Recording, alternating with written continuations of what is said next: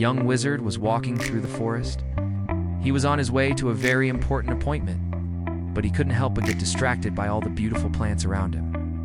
Now, this young wizard was a very studious fellow. You see, he'd taken it upon himself to learn every single spell in the wizarding world. He was doing a really good job of it too. But the trouble with having an open mind, of course, is that people will insist on coming along and trying to put things in it. And so it was with plants. The young wizard had an appointment with a very wise elder to discuss the finer points of a spell that would allow him to control the weather. But the young wizard couldn't help but stop and stare at all the different flora around him. He didn't just want to learn spells. He wanted to understand the world around him. There was no better place to start than here. He reached out a hand and touched a nearby tree. Immediately, a vision filled his mind. He saw the life cycle of the tree, from a tiny acorn to a mighty oak. He saw the birds that nested in its branches, the squirrels that played in its leaves, the deer that grazed on its acorns. And he felt the tree's connection to the earth, its roots running deep into the ground, drawing nourishment from the soil, from the sun, from the rain. And he saw the tree's sorrow, its pain, its fear. He saw the lightning strike that nearly split it in half, the disease that withered its leaves, the saw that nearly brought it down. And he felt the tree's anger, its frustration, its despair. But most of all, he saw the tree's resilience, its strength, its wisdom. He saw how the tree had endured for centuries, how it had grown from a tiny sapling into a mighty oak, how it had weathered every storm and tragedy with grace and dignity. And as the young wizard stood there, he realized that this was the true meaning of magic. Not just the ability to cast spells and control the elements, but the ability to connect with the world around him. To understand and respect the natural order of things. He realized that knowledge without understanding is not the same as wisdom. And so the young wizard continued on his way, his heart full of wonder and his mind full of questions, eager to learn from the world around him and to use his magic to make a positive impact on the world. I have an open mind, which means that I am easily persuaded. The trouble with having an open mind, of course, is that people will insist on coming along and trying to put things in it. It's like, hey, you got an open mind, right? Here, take this pamphlet, read this, watch this video, listen to this song. It'll change your mind. No, it won't, because I have an open mind. I can still change it back. And so, some people are very, very stubborn. They say, no, you're wrong, you're wrong, you're wrong. They keep saying it, even though I told them I don't agree. They keep saying it. They keep coming up with all these reasons why I'm wrong and they're right. And you know what? It doesn't work. It doesn't work on me. I have an open mind. I can still change my mind. You know what really gets under my skin? When people claim to have open minds, but then totally zone out when you share your wild experiences. They're all like, oh, I'm open to anything. But when you start talking about your crazy stories, it's like they hit the mute button. You know the type, right? So they nod along saying, yeah. But you can tell they're not really listening. I mean, come on. If you're genuinely open-minded, why not dive into the weird stuff with me? I'm talking about those experiences that make you question everything. Like, have you ever had one of those moments where you just can't explain what happened? Those are the best. It's frustrating because I love sharing these stories. I want to connect with people who are just as curious and adventurous as I am. You ever had a friend who claims they're down for anything? But when it comes time to actually explore something outside the norm, they suddenly pull back? It's like, dude, where's the fun in that? We're all on this journey together, right? And it's way more exciting when we can share our unique experiences. I mean, think about it. What's life without a little mystery and intrigue? It's those unexpected moments that really make things interesting. So let's talk about it. I want to hear your stories too. What's the wildest thing you've ever experienced? Have you ever felt like you were in a movie, or maybe had an encounter that just blew your mind? Let's swap some tales. I get it. Sometimes people are hesitant to open up. Maybe they're afraid of being judged or think their experiences aren't as cool as others. But trust me, every story matters. It's all about perspective. Your wild ride might just inspire someone else to share their own adventure. And you know what? It's totally okay if you don't believe in everything out there. Just because you reopen-minded docenti mean you have to accept every wild idea that comes your way. But at least be willing to listen and explore the possibilities. That's what makes conversations fun and engaging. We all have our own unique lens through which we see the world, and that's what makes sharing our experiences so valuable. So, if you're one of those people who says they're open to anything, I challenge you to really dive in. Embrace the weirdness. You might just discover something amazing about yourself or the world around you. In the end, it's all about connection, right? Let's not let fear or judgment hold us back from sharing our experiences. Let us create a space where we can all be ourselves and explore the strange and wonderful things life has to offer. So, what do you say? Ready to share your story? Can't wait to hear it? So you want to know how the world began? Well, it began like this. In the beginning, there was nothing. Nothing at all. Not even darkness. Because darkness is something, and that's impossible. No. There wasn't even a void. Because a void is nothing, which isn't possible. Because you can't have nothing that isn't there. So in the beginning, there was nothing, and then nothing exploded. And when I say exploded, I mean really exploded. The fragments of this explosion became the world. And for a while, the only thing that existed was the sound of tiny little pebbles skipping across the newly created earth. All. And also a guy with a suitcase. We don't know who he was or where he came from, but he did have a suitcase, and that was pretty cool. Then a turtle showed up, and not just any turtle, mind you, but a very big turtle. This turtle had been around for a long time, since before the beginning, really, and he knew a thing or two about nothing. He looked around at the mess that had been made and sighed very deeply. Then he took out a cigarette and a lighter and lit up. And that's when the voice said, "Hey, what's the deal with the turtle? Why is he smoking a cigarette?" And the turtle replied, "Shut up, voice, and go create some music." And that's what the voice did. Created music so beautiful that the turtle started to cry, and those tears became the oceans. Now the turtle was very lonely, so he asked the voice if it could make something for him to eat. So the voice made him an apple pie, and it smelled so good that the turtle shed another tear, and that became the rain. Then the turtle got a bit bored, so he started throwing pebbles at the pie, and those pebbles became the mountains.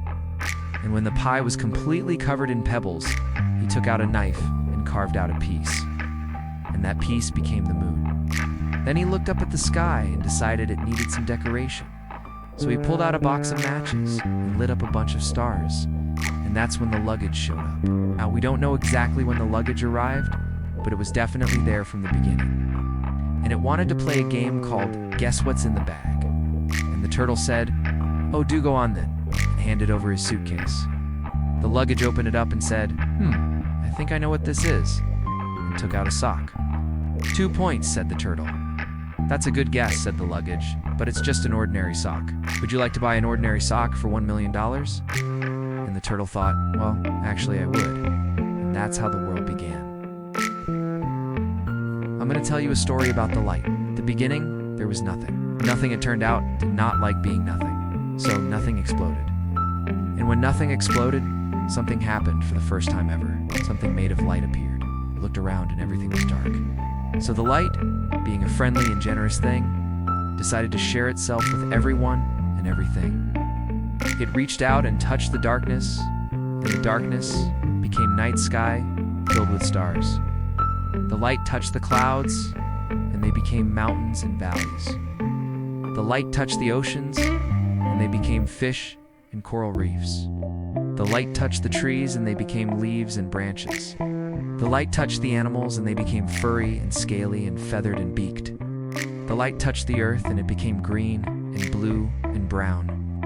And the light touched me and you, and we became us. And the light kept on giving and sharing until one day it had no more light to give. And so the night sky grew dark. The mountains crumbled into dirt. The fish swam into the deep ocean. The animals went to sleep, and the plants wilted and died. And me and you, well, we got tired and we closed our eyes. But then something wonderful happened. Something that even the light didn't know could happen. You see, when the light touched the darkness, it created the night sky. But now that the light is gone, the darkness isn't empty. It has all the stars in it that the light gave it. When the light touched the clouds, it created the mountains and the valleys, but also the rocks and the dirt. And when the dirt is kicked up into the air, it makes the dust that the clouds are made of. And when the light touched the water, it created all the fish and the coral, but also the shells and the sand. And when the waves crash against the shore, they make the wind that rustles the leaves on the trees. And when the light touched the trees, it created the branches and the leaves, but also the wood that the fire burns. And when the tree falls down, it nourishes the soil that the new tree will grow from. And when the light touched the animals, it created their fur and their feathers, but also their bones and their teeth. And when an animal dies, its body becomes food for the other animals and the plants. And when the light touched you and me, it created everything inside of us, but also everything around us. And when we die, our bodies will become part of the earth, and the cycle will start all over again. So do you see, my little friend? Even though the light may go out, its giving never stops. Everything is made of light, and everything returns to light.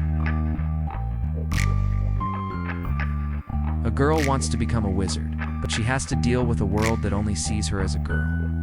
Equal Rites is a hilarious story about a young witch named Equal who's tired of being underestimated because of her gender. She's a badass witch with a tragic backstory. Her parents died when she was a baby, and she was raised by her alcoholic uncle who also happens to be the king of the country. And he treats her like a pet rather than an actual person. He doesn't even bother to hide his prejudice against women. He openly states that women are only good for 3 things: looking beautiful, keeping the home clean, and bearing children.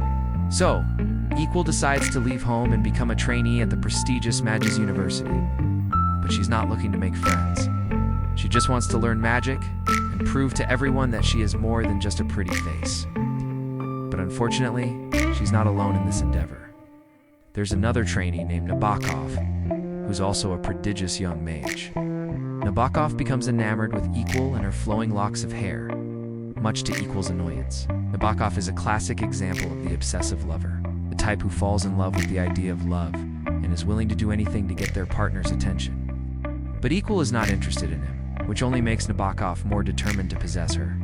Meanwhile, Equal is just trying to get through her classes and learn some magic. But she soon discovers that there's more to being a mage than just reading dusty old books. Practical magic is a lot trickier than it looks. And Equal is often called out for relying on her intuition rather than following the rules. But maybe there's a reason why she does things the way she does. Maybe she's not just a reckless child, but a misunderstood genius. Just you wait, world. You'll see. Equal is a great character, and I love how she doesn't let anyone push her around. She's also very funny, and her sarcasm is on point. The supporting characters are also well developed, especially Nabokov is one of the most memorable love interests in all of literature. The plot is also very engaging, and it keeps you guessing until the very end. I highly recommend this book to anyone who wants to read a fun, lighthearted story with a strong female lead. And sin, young man, is when you treat people like things. There's this idea that we have in our culture. We can do whatever we want as long as we're nice about it.